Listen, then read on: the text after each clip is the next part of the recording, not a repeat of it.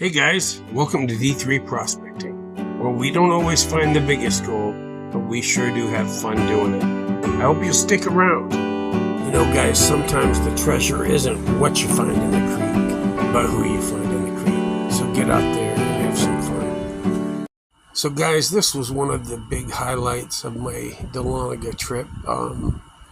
If you ever get a chance, I would definitely recommend Dahlonega. It's full of history if you're a gold digger. Today, I am at the Gold Museum in Dahlonega, Georgia.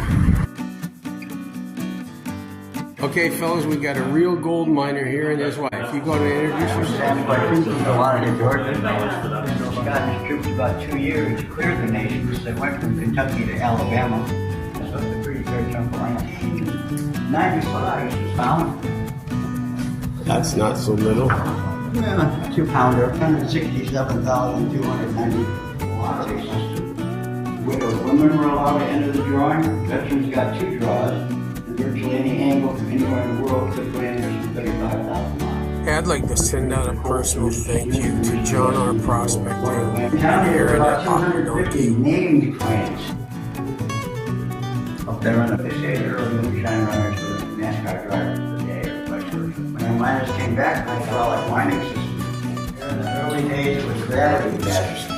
They're trying to hire a water source and run a pipeline down to where they're trying to wash them out. Otherwise, you're moving around in Canada and all that.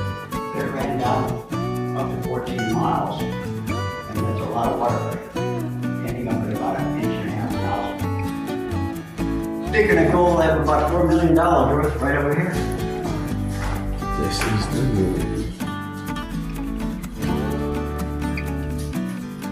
They tell me there's about $4 million worth of gold in that box.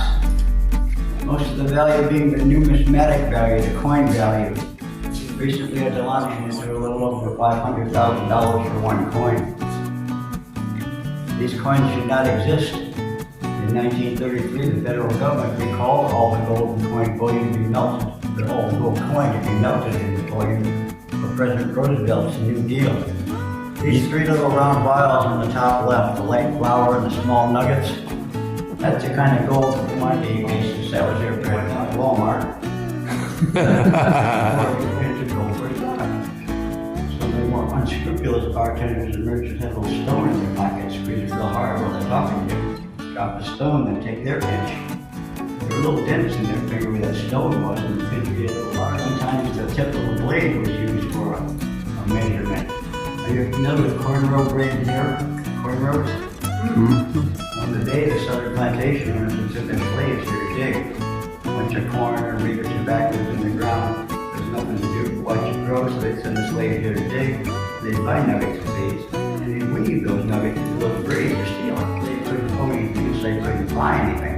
But along with the Trail of Tears, the Underground Railroad passed this region.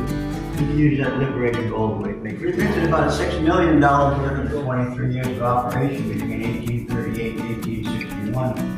The mint closed in 1861 at the start of the period. D designation on the coin, some on the forward, some on the reverse.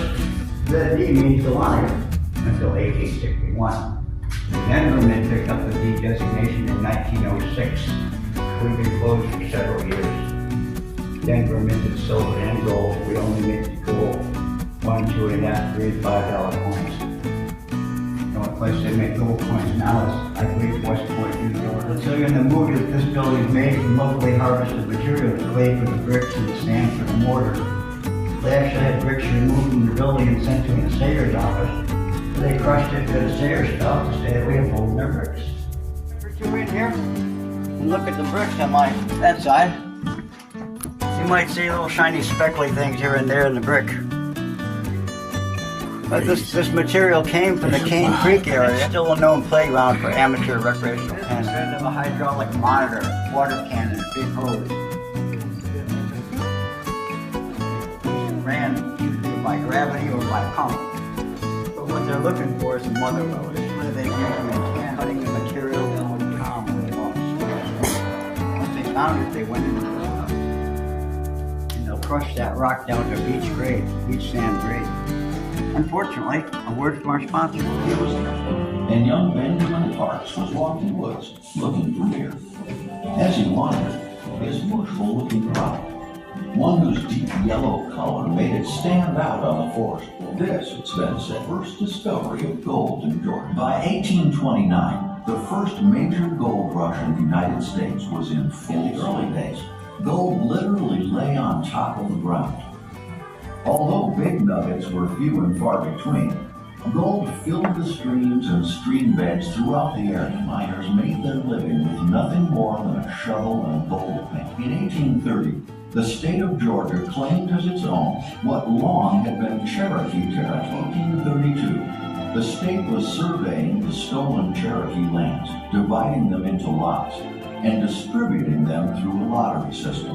133,000 qualified citizens, but no native Cherokee allowed to register for a chance to win one of 35,000 gold lots. In 1838, in one of the most tragic events of gold mining history, the United States government sent troops to round up the Cherokees. They were forced west across the Mississippi River. Hey guys, thanks for watching, and until the next time, B3 out. Peace.